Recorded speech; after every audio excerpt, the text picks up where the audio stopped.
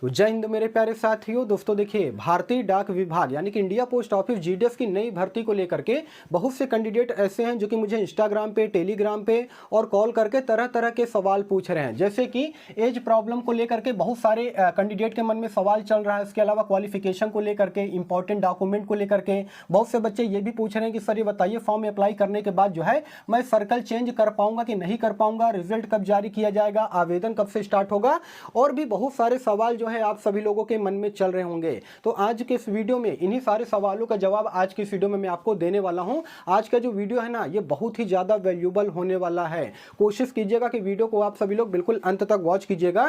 और चैनल पर अगर आप सभी लोग पहली बार या फिर नए हो ना, तो प्लीज़ यार चैनल को जरूर सब्सक्राइब किया कीजिए, वीडियो को लाइक किया कीजिए और जितना ज़्यादा से ज़्यादा हो सके शेयर भी किया कीजिए। आप लोग की गलती पता है क्या है? आप लोग वीडियो देख लेते हो लेकिन चैनल को सब्सक्राइब नहीं करते हो, वीडियो को लाइक नहीं करते हो। और एक चीज़ मैं आपको और बता देना चाहता हूं कि बहुत सारे यूट्यूबर ऐसे हैं ना जो कि जीडीएस के नाम पर रोटी सेक रहे हैं, ठीक है ना। कुछ यूट्यूबर ऐसे हैं जिनके सब्सक्राइबर लाखों में हैं। वे क्या कर रहे हैं, एक दूसरे की वीडियो को कॉपी करके डेली वीडियो बना देते हैं। भर्ती आए चाहे ना आए, आपका सिलेक्शन हो चाहे ना आए, उनसे कोई भी मतलब नहीं है। आप सभी लोग पढ़े लिखे समझदार होना यार, तो थोड़ा सा अपना भी दिमाग लगाया करो कि कौन सा यूट्यूबर है जो कि आपको असलियत बताता है और कौन सा यूट्यूबर ऐसा है जो कि केवल और केवल भ्रामक बातें बताता है, फेक जानकारी देता है। इस चीज को आप लोग समझने का थोड़ा सा प्रयास कीजिए, ठीक है ना। आइए बिना समय गवाए वीडियो को कंटिन्यू करते हैं। देखिए, बहुत से कैंडिडेट ऐसे हैं जो कि कह रहे थे कि सर ये बताइए, मुझे एज में प्रॉब्लम हो रही है, मेरे 18 साल में 10 दिन बचे हैं, किसी के 20 दिन बचे हैं, किसी के 1 महीने बचे हैं, मतलब कि 30 दिन बचे हैं, तो क्या मैं फॉर्म को अप्लाई कर पाऊंगा?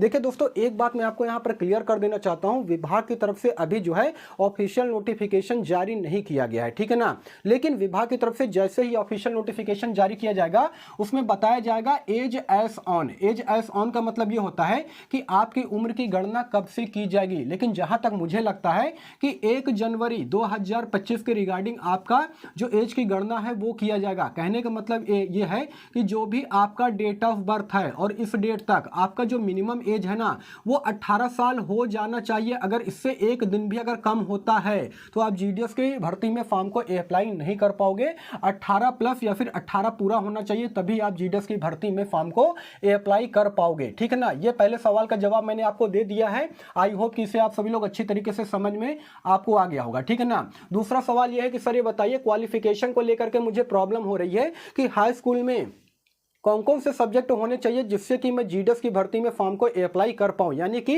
देखिए, यहाँ पर 2 सब्जेक्ट को कंपलसरी रखा गया है, ठीक है ना। आपके हाई स्कूल के जो मार्कशीट है उसमें 2 सब्जेक्ट होने चाहिए, तभी आप जीडीएस की भर्ती में फॉर्म को अप्लाई कर पाओगे। जैसे कि कौन कौन से सब्जेक्ट होने चाहिए मैं यहाँ पर आपको बता दे रहा हूँ। एक तो इंग्लिश होना चाहिए आपकी 10वीं की मार्कशीट सर्टिफिकेट में, उसके अलावा मैथ का सब्जेक्ट। ये 2 सब्जेक्ट कंपलसरी होना चाहिए, तभी आप जीडीएस की भर्ती में फॉर्म को अप्लाई जो है कर पाओगे। तो आप सभी लोग अपने 10वीं की मार्कशीट में देख लीजिएगा, ठीक है ना। उसके अलावा काफ़ी सारे कैंडिडेट ऐसे हैं जो कि मुझे महाराष्ट्र से वॉच करते हैं, उड़ीसा से वॉच करते हैं, असम से देखते हैं, यूपी बिहार से देखते हैं। तो ये देख लीजिएगा कि लोकल लैंग्वेज को लेकर के वो जो सब्जेक्ट है, जैसे महाराष्ट्र में मराठी बोला जाता है, ठीक है ना। तो मराठी जो सब्जेक्ट है वो आपके हाई स्कूल में है कि नहीं? ऑब्वियसली जरूर से जरूर होगा, क्योंकि अगर आप महाराष्ट्र से बिलोंग करते हो तो मराठी सब्जेक्ट जरूर होगा, ठीक है ना। तो आप महाराष्ट्र से अप्लाई कर सकते हो। उसके अलावा जो उड़ीसा से बिलोंग करते हैं, उनके हाई स्कूल के जो मार्कशीट है उसमें क्या होगा कि उड़िया का एक सब्जेक्ट होता है, वो भी पढ़ा होता है, ठीक है ना। तो कहने का मतलब ये है कि लोकल लैंग्वेज की जानकारी के साथ साथ वो जो सब्जेक्ट है वो 10वीं की मार्कशीट सर्टिफिकेट में होना अनिवार्य है, तभी आप जो है उस सर्कल से, उस डिवीजन से फॉर्म को अप्लाई कर पाओगे। आई होप कि सारी चीजें आपको अच्छी तरीके से समझ में आ रही होंगी। देखिए दोस्तों, मेरा मकसद केवल ये नहीं होता है कि केवल वीडियो बना करके चले जाना। मेरा मकसद ये होता है कि मैं जितनी सारी चीज़ें आपको बता रहा हूँ ना, वो सारी चीज़ें आपको अच्छी तरीके से समझ में आनी चाहिए। और फिर भी आपके मन में किसी प्रकार का कोई भी सवाल रह जाता है तो मैं आपसे बार बार कहता हूँ कि आप लोग कमेंट किया कीजिए, मैं इसका रिप्लाई देने का पूरा कोशिश करूँगा। पर्सनल अगर आप मुझे मैसेज करना चाहते हो तो इंस्टाग्राम जो ID का जो लिंक है ना, मैं वीडियो के डिस्क्रिप्शन में डाल दूंगा, वहाँ पर आकर के आप मुझसे पर्सनल मैसेज कर सकते हो, बात कर सकते हो, ठीक है ना। इससे ज़्यादा आपको आपको और क्या चाहिए यार।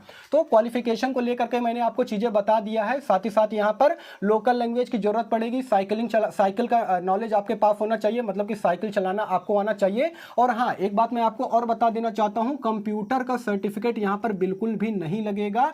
जो यूट्यूबर आपको बोल रहे हैं कि कंप्यूटर का सर्टिफिकेट लगेगा, वो केवल और केवल आपको बेवकूफ बनाने का काम कर रहे हैं, ठीक है ना। यहां पर कंप्यूटर सर्टिफिकेट बिल्कुल भी नहीं लगेगा, ठीक है ना।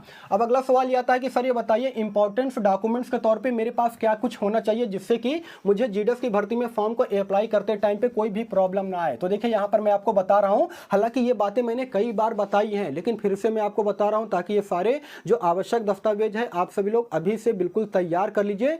उसके जीरोक्स कॉपी को मतलब कि तैयार कर लीजिए, साथ ही साथ उसमें सेल्फ अटेस्टेड भी कर लेना है, ठीक ना। सेल्फ अटेस्टेड का मतलब ये होता है कि जो जीरोक्स कॉपी करोगे ना, उसमें आप अपने हस्ताक्षर यानी कि सिग्नेचर जो है कर दीजिएगा। सबसे पहले तो देखिए 10वीं की मार्कशीट सर्टिफिकेट आपके पास होना चाहिए। उसके अलावा कास्ट सर्टिफिकेट आपके पास होना चाहिए, वो भी सेंट्रल लेवल का, स्टेट लेवल का कास्ट सर्टिफिकेट बिल्कुल भी यहाँ पर मान्य नहीं होगा, ठीक है ना। यूआर कैंडिडेट का यहाँ पर कास्ट सर्टिफिकेट नहीं लगता है। बाकी अगर आप OBC, EWS, SC, ST category से बिलोंग करते हो तो कास्ट सर्टिफिकेट देखा जाएगा।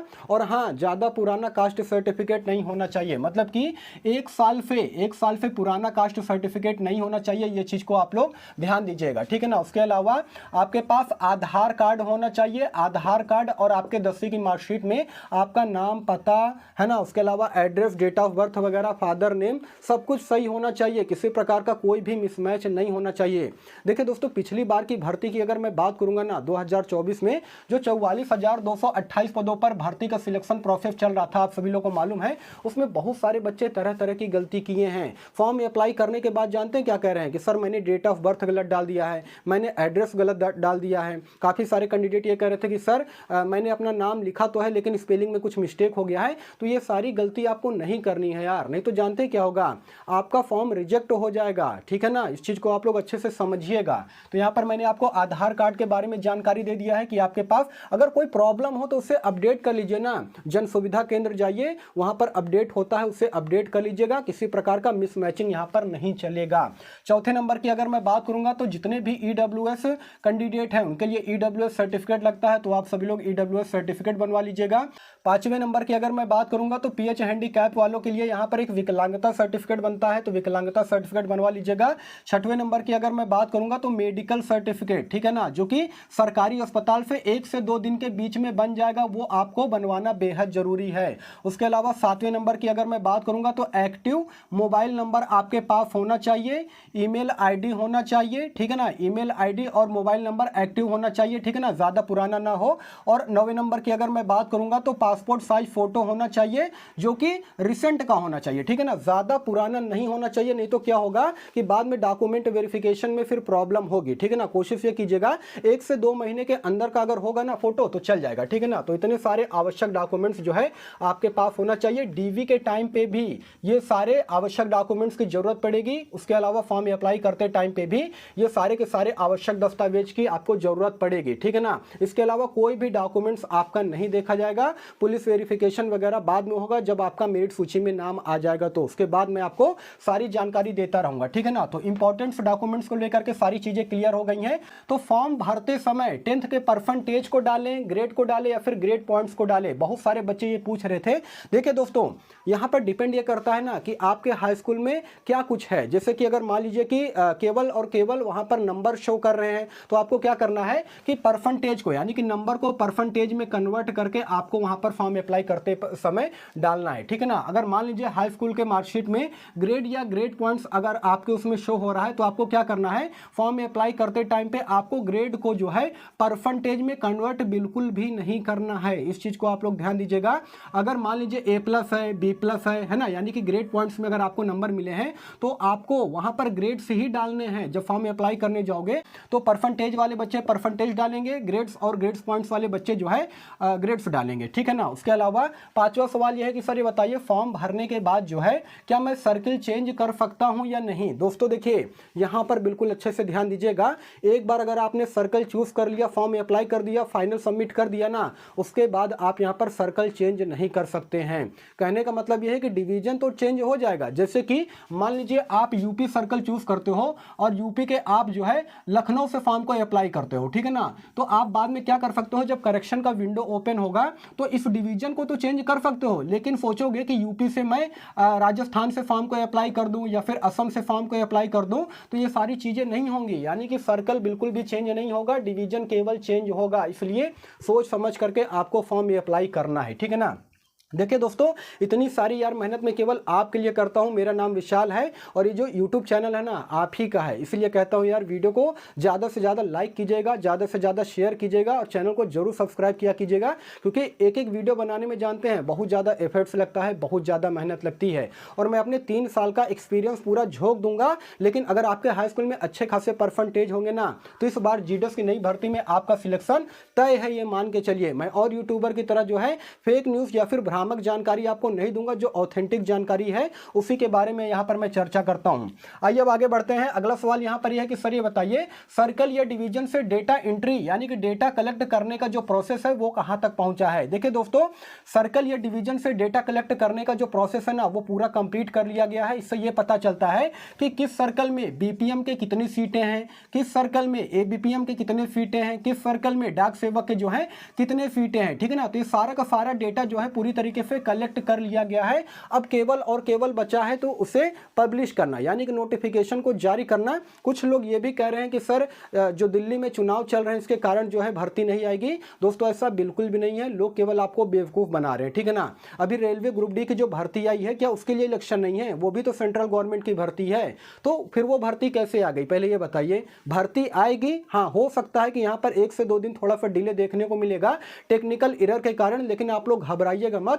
फरवरी के फर्स्ट वीक में, ठीक है ना, ये चीज मैंने आपको कल भी बताया था, आज भी बता दे रहा हूं, फरवरी के फर्स्ट वीक में आपको इस भर्ती का नोटिफिकेशन देखने को मिल जाएगा और आप आसानी से जीडीएस की नई भर्ती में ऑनलाइन आवेदन जो है कर पाओगे। यहां पर अगला सवाल यही था कि आवेदन कब से शुरू होगा, तो आवेदन जो है फरवरी के फर्स्ट वीक से स्टार्ट हो जाएगा। उसके अलावा लास्ट सवाल यह है कि सर ये बताइए, रिजल्ट यानी कि मेरिट सूची जो है वो कब जारी की जाएगी। देखिए दोस्तों, जनरली तौर पर क्या होता है, जैसे मान लीजिए कि इसका ऑनलाइन आवेदन जो है फरवरी के फर्स्ट वीक से स्टार्ट होता है, ठीक है ना। यहां पर मैं लिख दे रहा हूं, फरवरी के फर्स्ट वीक से जो है ऑनलाइन आवेदन स्टार्ट होता है, तो 28 फरवरी तक क्या होगा, इसका ऑनलाइन आवेदन चलेगा। उसके बाद क्या होगा, इसके 15 से 20 दिन के बाद यानी कि मार्च के सेकेंड वीक में, जी हाँ दोस्तों, मार्च के सेकेंड वीक में क्या होगा, इसका रिजल्ट जारी कर दिया जाएगा। मेरिट सूची आना पूरी तरीके से स्टार्ट हो जाएगा।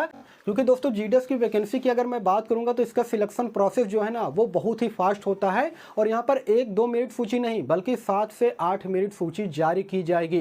किस प्रकार से फॉर्म में अप्लाई करना है, किस प्रकार से पोस्ट प्रेफरेंस देना है, किस सर्कल को चूज करना है, किस डिवीजन को चूज करना है, सारी चीजें मैं आपको बताऊंगा। देखिए एक बात मैं आपको यहाँ पर बता देना चाहता हूँ कि अगर आपके हाई स्कूल में 80% मार्क्स है ना, तो जरूर से जरूर आपका जीडीएस की इस नई भर्ती में आपका नाम आ जाएगा, आप इसमें नौकरी ले लोगे, ठीक है ना। लेकिन हाँ, मैं और यूट्यूबर की तरह ये नहीं कहूंगा कि आपके 60% होंगे, 65% होंगे हाई स्कूल में तो आपका सिलेक्शन जीडीएस की भर्ती में हो जाएगा, क्योंकि यार मुझे झूठ बोलना नहीं आता है, ठीक है ना। और मैं झूठ नहीं बोलूंगा, जो ऑथेंटिक चीजें हैं, जो असलियत है वही मैं आपको यहाँ पर बता रहा हूँ। बाकी यही सारा सब कुछ जानकारी देना था। इस अपडेट को लेकर के आपके मन में किसी प्रकार का कोई भी सवाल हो, कोई भी क्वेरी हो तो कमेंट सेक्शन खुला है, आप लोग कमेंट कीजिएगा, मैं इसका रिप्लाई देने का पूरा कोशिश करूंगा। बाकी फिर मिलूंगा किसी नेक्स्ट वीडियो में, तब तक के लिए धन्यवाद।